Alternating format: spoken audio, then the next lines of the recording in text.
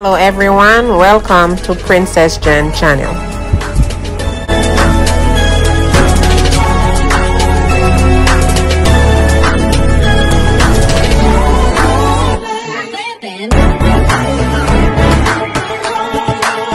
Comment, like, subscribe.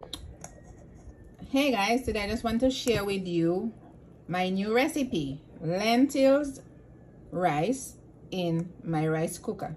So all I did, I added 2 cups of brown rice and a half cup of lentils, and I had the 2 to 1, so I added 2.5 cups of water and I let it boil to the desired amount of time it wanted, and this is what I ended up with. Of course, I flavored it with a little black pepper, ground thyme, and some pink salt with oil, of course, vegetable oil or olive oil, and that's what it came out as.